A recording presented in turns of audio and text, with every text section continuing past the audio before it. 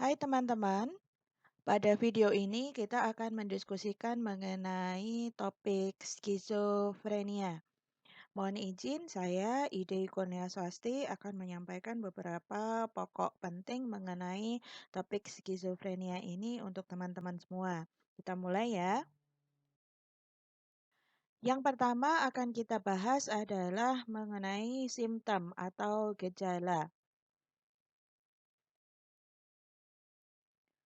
Baik, nah, ketika akan membahas mengenai skizofrenia, ada istilah penting yang akan seringkali berkaitan dengan skizofrenia itu sendiri, yaitu ada istilah psikosis atau psikotik. Nah, psikotik ini perlu teman-teman nanti bedakan dengan neurosis atau neurotik. Nah, psikosis adalah istilah kejiwaan umum untuk keadaan mental yang melibatkan hilangnya kontak dengan realita yang ini nanti akan menyebabkan kemunduran pada fungsi-fungsi sosial. Nah, psikotik ini sebenarnya bukan termasuk dalam diagnosis klinis ya. Jadi tidak ada kalau teman-teman mencari psikotik itu berdiri sendiri gitu nggak ada. Tetapi psikotik ini adalah gejala umum yang dapat muncul pada beberapa kategori penyakit lainnya. Nah, misalnya di skizofrenia sendiri nanti ada gejala psikotiknya. Pada major depression atau depresi berat, nah itu ada kriteria gangguan yang juga disertai dengan psikotik, yaitu disebut gangguan depresi berat dengan gejala psikotik gitu misalnya. Atau di beberapa kriteria gangguan lainnya ternyata juga ada gejala-gejala psikotik. Nah, penyebab dari psikotik ini ada beberapa, maksudnya tidak hanya dari satu hal saja, tapi juga bisa berkaitan dengan dari 3 hal, yaitu fungsional, yang memang berkaitan dengan permasalahan kejiwaan atau gangguan mental seperti skizofrenia, gangguan bipolar, gangguan depresi, tadi yang sudah saya sampaikan. Bisa juga penyebab utama munculnya psikosis ini adalah gangguan organik, misalnya karena ada kondisi-kondisi medis non-psikologis, seperti adanya tumor otak, terus kemudian gangguan tidur dalam jangka waktu lama, itu juga dapat memunculkan gejala-gejala psikosis. Kemudian yang ketiga penyebab dari psikosis adalah pengkonsumsian obat-obatan psikoaktif ya. Misalnya barbiturat, amfetamin, atau halusinogen. Nah, dengan demikian psikosis sebenarnya atau psikotik ini sebenarnya belum tentu dia permanen ya, karena sebagai gejala, gejala ini bisa saja muncul kemudian bisa menghilang sementara bisa kemudian muncul lagi, seperti itu. Nah, sedangkan neurosis, neurosis itu adalah istilah untuk problem psikologis yang sifatnya lebih ringan daripada psikotik. Nah, orang-orang pada umumnya juga mengalami kondisi neurosis ini dalam berbagai tingkatan. Tingkatan yang ringan seperti adanya perasaan cemas, ada perasaan worry, khawatir, seperti itu. Dan pada tingkatan yang lebih tinggi lagi, nah itu muncul dalam kriteria-kriteria gangguan kecemasan yang sudah lebih intens lagi ya gejala-gejala cemasnya. Jadi sebenarnya siapapun di antara kita dapat mengalami kondisi neurosis ini. Begitu ya teman-teman. Oke, balik lagi ke simptom skizofrenia. Nah, ada simptom positif, simptom negatif, dan simptom disorganisasi yang menunjukkan perilaku disorganized. Nah, simptom positif di sini, simptom positif dan simptom negatif ini tidak berkaitan dengan kalau positif itu bagus, kalau negatif itu jelek, itu tidak seperti itu ya. Tetapi yang disebut positif adalah ketika suatu perilaku atau kondisi atau gejala itu muncul berlebihan bila dibandingkan dengan orang normal pada umumnya. Dan juga hal ini sebelumnya tidak muncul, sehingga simptom positif hanya muncul ketika orang tersebut sedang mengalami sakit skizofrenia ini. Sedangkan simptom negatif adalah perilaku yang hilang atau defisit bila dibandingkan dengan orang normal dan jika dibandingkan dengan dirinya sendiri ada perubahan-perubahan dalam perilaku yang dulunya dia lakukan sekarang tidak dilakukan. Demikian juga dengan perasaan yang dulu dirasakan sekarang dia tidak merasakan lagi seperti itu. Contohnya simptom negatif di sini adalah anhedonia. Misalnya dulu menikmati, hobi begitu ya, saat ini hobi itu sudah sangat tidak menarik lagi baginya. Yang terakhir adalah simptom disorganisasi, yaitu adanya kekacauan pada pikiran, perilaku, dan juga dalam ekspresinya ketika berbicara. Misalnya berbicaranya menjadi meloncat-loncat, sulit dipahami, kemudian muncul kata-kata baru, ya seperti itu simptom disorganisasi. Kemudian yang selanjutnya, tadi ada gejala-gejala ya yang akan kita bahas, berikutnya adalah halusinasi. Halusinasi ada terdiri dari 4 bentuknya, yaitu halusi suara atau sering juga disebut sebagai halusi auditori. Halusinasi visual atau disebut juga dengan halusinasi penglihatan, kemudian halusinasi olfaktori, pembauan dan pengecapan dan juga taktil ya, halusinasi perabaan. Halusinasi ini sendiri jika dibedakan dengan persepsi yang lainnya pada individu yang normal, halusinasi merupakan permasalahan dalam persepsi yang mana tidak ada stimulus, tetapi bagi individu yang sedang sakit, dia sensornya menangkap seolah-olah ada stimulus ya. Sehingga contohnya kalau di halusinasi auditorik tidak ada sumber bunyi, tetapi dia mendengar dengan jelas adanya suara yang itu ditujukan padanya. Ketika dikonfirmasikan misalnya dengan orang lain di sekitarnya, tentu saja tidak ada orang lain yang mendengarkan seperti yang dia dengarkan. Gejala selanjutnya yang ini khas pada kriteria gangguan dari skizofrenia itu adalah adanya waham atau delusi. Waham atau delusi adalah sebuah keyakinan yang menetap dan melekat sehingga sudah sangat sekali untuk dikonfirmasi ataupun untuk diluruskan. Nah, yang terjadi seringkali ketika delusi ini kita coba untuk diluruskan begitu ya dengan klien atau dengan pasien, dia akan merasa irritable, merasa diserang atau merasa dia tidak dipercaya keluhannya oleh orang lain. Nah, ini seringkali juga bisa menghambat proses dari treatment. Ada beberapa macam delusi ya, contohnya adalah delusi persekutori ya, di mana dia percaya bahwa dirinya akan disakiti oleh orang lain, dikejar-kejar gitu, akan diserang oleh orang lain. Nah, ini seringkali muncul pada pasien-pasien atau klien yang mengalami skizofrenia tipe paranoid. Kemudian ada delusi referensial, yang mana ia meyakini bahwa dirinya dikontrol oleh orang atau sesuatu yang lain di luar kehendaknya. Kemudian yang ketiga ada delusi grandiose ya atau waham kebesaran, di mana ia meyakini bahwa dirinya memiliki kemampuan besar dan berkuasa. Ini juga muncul seringkali pada skizofrenia tipe paranoid.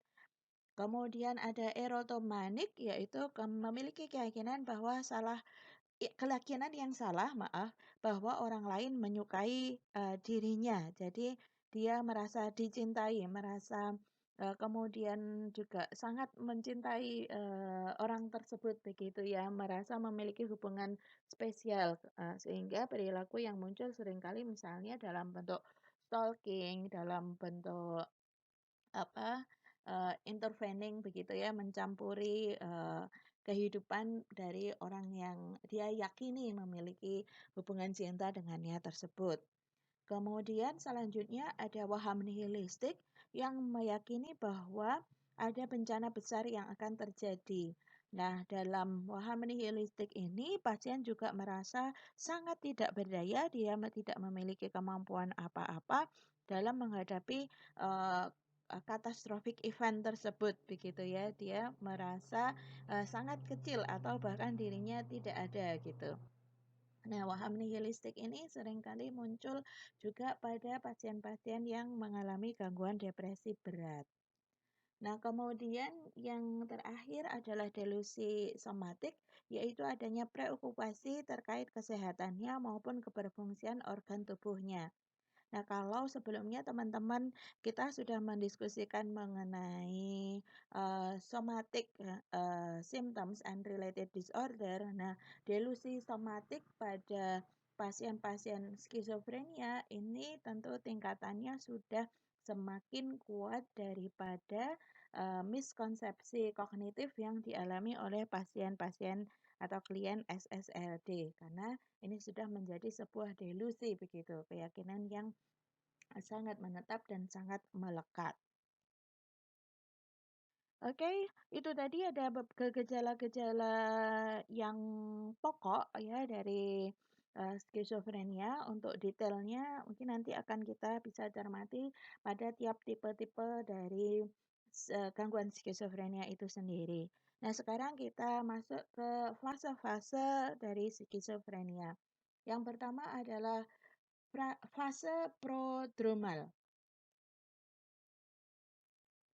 Fase prodromal ini adalah fase awal dari skizofrenia sebelum menuju pada fase aktif atau fase akutnya. Pada fase ini akan timbul gejala-gejala non-spesifik sebelum onset psikotik menjadi jelas. Nah, durasi dari fase prodromal bervariasi dalam hitungan minggu, bulan, sampai dengan tahun, namun biasanya menetap dalam kurun waktu 2 sampai dengan 5 tahun. Penelitian menyebutkan bahwa sebanyak 75% dari pasien skizofrenia melewati fase prodromal ini. Jadi lanjutan begitu ya. Kenapa? Karena selama fase prodromalnya dia tidak mendapatkan penanganan yang tepat. Semakin lama fase prodromal, prognosis untuk skizofrenia akan menjadi semakin buruk. Oke, kenapa tadi disebutkan prognosisnya semakin buruk ya? Karena dalam fase prodromal ini ada besar sekali kemungkinan bahwa klien atau pasien tidak mendapatkan penanganan yang tepat. Jadi kalau contohnya yang banyak ditemui di Indonesia itu adalah pengobatan-pengobatan alternatif begitu ya. Ketika sudah muncul gejala positifnya, misalnya tadi mendengar-mendengar ya halusinasi auditorik atau melihat-melihat halusinasi visual misalnya, tidak segera diajak untuk berobat ke layanan medis terdekat ya misalnya atau RSJ gitu ya misalnya, tetapi dibawa ke kiai, dibawa ke dukun-dukun begitu ya. Padahal di situ tidak akan membantu untuk meredakan gejalanya. Nah, yang terjadi adalah justru akan menjadi memperpanjang DUP. Nah, di sini DUP adalah duration of untreated psychosis. Jadi kondisi psikosis yang tidak diobati. Nah, kita bisa tadi memutus rantainya agar tidak berkembang menjadi fase skizofrenia akut berikutnya. Nah, kita bisa mengurangi fase DUP ini dengan mencegah atau membatasi tingkat keparahan gejalanya sehingga kronisitasnya menjadi berkurang. Dan kita juga masih bisa prevent atau menjaga kerusakan kolateral yang diakibatkannya. Nah, kerusakan kolateral ini apa maksudnya? Kerusakan kolateral atau istilahnya adalah collateral damage ya. Tapi yang ini bukan judul film ya, tapi ini istilah ya, istilah di dunia medis. Kerusakan kolateral adalah misalnya adalah family breakdown. Misalnya dia menjadi bermasalah dengan keluarganya. Jika pasangan suami istri misalnya kemudian menjadi berpisah, bercerai dengan pasangannya. Kemudian persistence of symptoms yaitu kelanggengan dari gejala itu sendiri ya, sehingga dia akan menjadi kronis. Kemudian adanya perilaku-perilaku yang maladjustment. Misalnya menjadi tidak bekerja, menjadi tidak aktif sosial, menarik diri, dan sebagainya. Oke, ini tadi dari gejala-gejala beberapa sudah saya sebutkan ya sebelumnya. Nah, memang gejala-gejala yang muncul pada fase prodromal ini ya a little bit tricky begitu. Susah-susah gampang untuk kita kenali sebagai oh ini fase prodromal dari skizofrenia. Tetapi ketika kita menyimak secara keseluruhan mungkin kemudian kita akan dapat menyimpulkan bahwa misalnya, oh ini memang benar gejala dari fase prodromal. Yang pertama adalah social isolation atau menarik diri ya, menarik diri dan menutup diri dari pergaulan sosial. Kemudian adanya kerusakan atau ketidakberfungsian peran begitu ya yang dapat ditandai. Misalnya kalau dari sisi peran peran sebagai siswa, oh tadi banyak bolosnya begitu. Atau peran sebagai ibu begitu ya di dalam keluarga. Oh, ibu itu em, perannya adalah nurturing, caring begitu. Oh, tapi kok ibu ini tidak melakukannya ya, misalnya seperti itu. Kemudian adanya peculiar behavior, yaitu perilaku-perilaku yang khas, perilaku khasnya ini nyeleneh gitu ya. Yang kemudian selanjutnya adalah menurunnya personal hygiene yang enggak mandi, enggak sikat gigi, enggak keramas misalnya dan juga grooming ya, berbusananya asal-asalan ya. Atau bahkan terjadi perubahan yang sangat-sangat drastis misalnya ada tuh tiba-tiba keluar rumah telanjang gitu misalnya. Kemudian adanya blunted atau inappropriate aspect. Blunted affect ini kalau di bahasa Indonesia kan adalah afek tumpul, yaitu adanya pengurangan intensitas respon emosional individu. Misalnya lagi sama teman-teman nih ngomongin ada yang bercanda, terus kemudian bercandanya itu lucu banget gitu ya. Semua orang di grup itu tuh ketawa terbahak-bahak. Nah, dia itu nggak ketawa sama sekali. Dia cuma ketawanya hehe gitu doang ya, yang garing banget. Nah, menurut dia itu tuh nggak lucu gitu. Atau misalnya ada kejadian di mana seharusnya dia menunjukkan ekspresi sedih begitu ya, tetapi dia datar-datar aja gitu ya, tumpul-tumpul aja ekspresinya. Nah, dia tidak bisa merasakan ada intensitas yang sesuai dengan stimulus pemicu emosi tersebut. Kemudian poin 6 itu berkaitan dengan bicara ya tadi di simptom disorganisasi skizofrenia tadi sempat kita singgung, yaitu ngomong panjang lebar, kemudian tapi muter-muter, tidak jelas ya, atau justru sebaliknya, di sini jadi sangat miskin dalam bicara. Jadi sangat pendiam atau poverty in content itu ya ngomongnya itu aja, diulang-ulang gitu ya. Tadi sudah disampaikan, sekarang disampaikan lagi, 2 menit yang akan datang juga menyampaikan hal yang sama. Kemudian poin 7 ada odds belief or magical thinking gitu ya. Ada keyakinan-keyakinan yang udah mulai aneh begitu. Misalnya dia menyampaikan ke temannya, tahu nggak aku bisa mengubah mengubah arah terbitnya matahari misalnya kayak gitu ya. Gitu. Jadi ada odds belief gitu. Kemudian yang 8 unusual perceptual experiences, ini merupakan bibit-bibit dari munculnya halusinasi begitu ya. Eh, Tadi sudah saya jelaskan terkait dengan persepsi yang salah yang ditangkap oleh sensor ya atau alat indera. Kemudian yang terakhir adalah bisa muncul juga dalam bentuk sangat berkurangnya inisiatif, ketertarikan ya atau interest dan juga energi. Jadi magernya itu sudah tingkat dewa gitu. Parah banget lah magernya. Jadi jika tidak diarahkan atau tidak diingatkan, tidak disuruh, nah mungkin tidak melakukan apa-apa.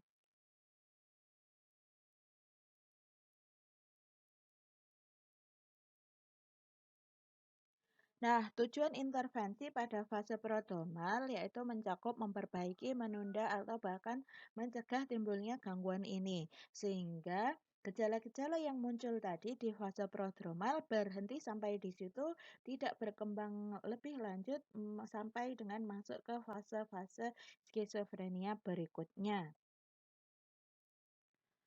Nah, jika kita melihat di fase awal ini atau fase prodromal ini, intervensi yang lebih efektif adalah intervensi psikologi dibandingkan dengan farmakoterapi.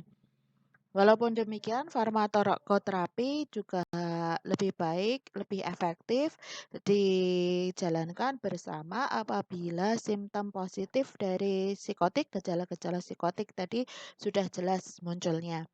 Saya ulangi lagi, simptom positif antara lain adalah munculnya halusinasi, kemudian munculnya delusi, dan juga ada perilaku-perilaku, yang tidak sesuai tadi itu yang muncul. Nah, intervensi psikologis di sini terutama adalah untuk memenuhi kebutuhan akan penerimaan kondisi dari pasien atau klien dan orang lain memahami dan dapat berempati pada apa yang terjadi pada pasien atau klien. Orang lain ini tentu saja terutama adalah keluarga terdekat karena sangat mungkin sekali sumber stresornya justru muncul dari keluarga atau orang terdekat dari pasien atau klien. Fase berikutnya setelah fase prodromal adalah fase akut. Nah, pada fase akut ini biasanya adalah munculnya serangan atau gejala-gejala ekstrim. Fase aktif psikosis ini ditandai dengan munculnya gejala psikotik yaitu halusinasi, delusi paranoid, disorganisasi ekstrim perilaku dan perkataan, adanya cognitive impairment dan juga gangguan mood.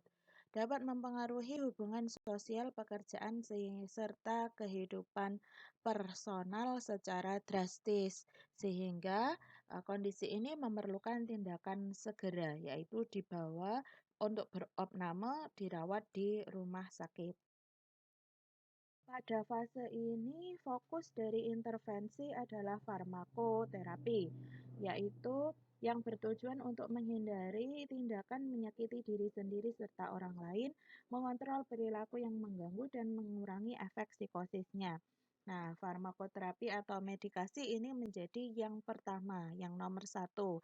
Ya, tadi kan segera dilarikan ke rumah sakit atau ke pusat layanan medis terdekat yang menyediakan layanan untuk serangan skizofrenia. Kemudian jika obat ini sudah intake ya sudah masuk ke dalam tubuh dapat disertai dengan treatment psikologis seperti treatment perilaku ya dalam kelompok kognitif behavioral, kemudian family therapy. Nah, juga ada psikoanalisis, namun psikoanalisis jarang sekali digunakan pada fase akut ini. Ini adalah beberapa obat-obatan begitu ya yang digunakan farmakoterapi, yaitu obat-obatan antipsikotik. Ada kelompok tipikal dan ada kelompok atipikal.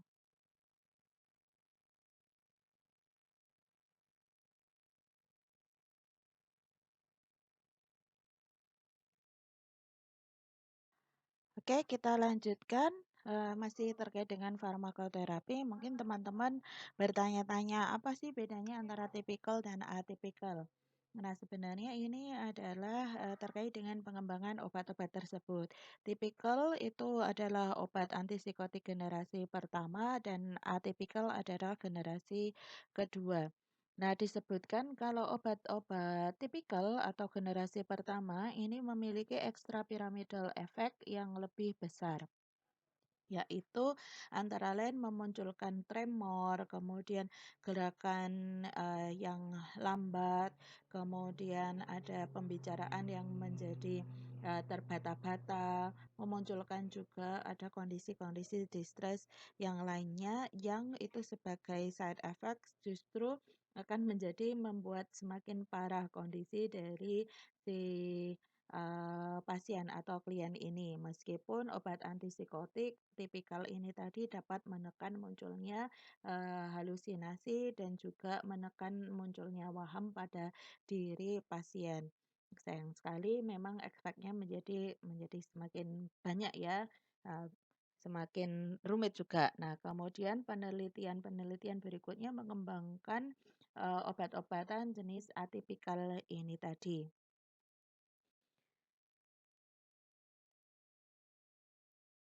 Nah, pengobatan tambahan untuk psikotik selain antipsikotik ini juga dapat ditambahkan obat-obatan untuk yang gangguan mood-nya ya.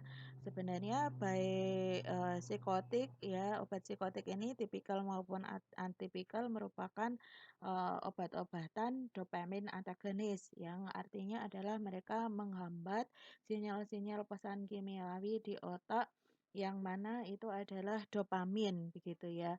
Mengapa demikian? Karena, penelitian menyebutkan bahwa, orang-orang yang mengalami skizofrenia ini memiliki ketidakseimbangan dalam, eee, jumlah dopamin yang ada di otaknya, yang mana dopaminnya ini sangat berlebihan gitu ya, overreaktif.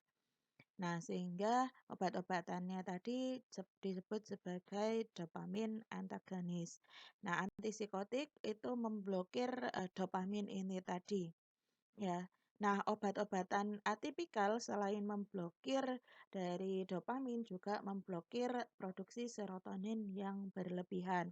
Sehingga ini tadi memang kemudian nyambung dengan, pengobatan tambahan yang lainnya yang berkaitan dengan gangguan depresi mayor, gangguan bipolar, dan juga gangguan skizoafektif. Pengobatan yang diberikan kepada pasien yang mengalami fase skizofrenia akut ini minimal adalah selama 2 minggu. 2 minggu adalah untuk masa percobaan dari obat yang dikonsumsi untuk dapat dievaluasi bagaimana efek sampingnya. 75 dari pasien menghentikan pengobatan pada 18 bulan pertama dan memiliki resiko 5 kali lebih besar untuk kambuh. Nah, ini kenapa kemudian kepatuhan untuk pengobatan menjadi sangat penting sekali ditekankan karena sifat pengobatan dari skizofrenia ini adalah pengobatan jangka panjang yang mana tidak boleh putus obat. Jika mengalami putus obat, maka akan sangat mungkin harus kembali pada proses pengobatan awal ya. Jadi balik lagi ke kondisi awalnya jika sudah mengalami kekambuhan-kekambuhan. Nah, penelitian dari Remington dan kawan-kawan di tahun 2013 menyebutkan setidaknya pengobatan dilakukan selama 5 tahun. Wow, panjang sekali ya, nggak kebayang kalau setiap hari harus minum obat, apalagi dengan berbagai side effect-nya. Maka ini memang terus dunia farmasi mengembangkan obat-obat antipsikotik generasi-generasi terkini begitu ya, yang dapat meminimalisir dari, efek ekstrapiramidal yang mungkin muncul. Fase berikutnya dari skizofrenia adalah fase residual. Pada fase residual, gejala-gejala skizofrenia yang paling menonjol adalah gejala negatif. Ayo teman-teman masih ingat nggak gejala negatif tadi itu apa? Ya, betul sekali. Gejala negatif adalah gejala-gejala yang dari perilaku bisa teramati dulunya pasien menjalani tapi sekarang tidak lagi. Contohnya adalah bersosialisasi misalnya. Dulu serawong, dulu bergaul, sekarang lebih senang mengurung diri misalnya. Dulu memiliki hobi, sekarang tidak memiliki hobi, tidak senang apa-apa atau istilahnya anhedonia. Nah, itu adalah beberapa contoh gejala negatif. Tapi pada fase residual ini gejala positifnya sudah sangat banyak berkurang. Ya, demikian juga pada gejala-gejala disorganisasi. Jadi, yang tampak dari pasien-pasien atau klien skizofrenia fase residual, ya dia itu masih cenderung em, seperti lone ranger gitu ya, menyendiri gitu, sulit untuk bergaul kembali, sulit untuk memulai beraktivitas.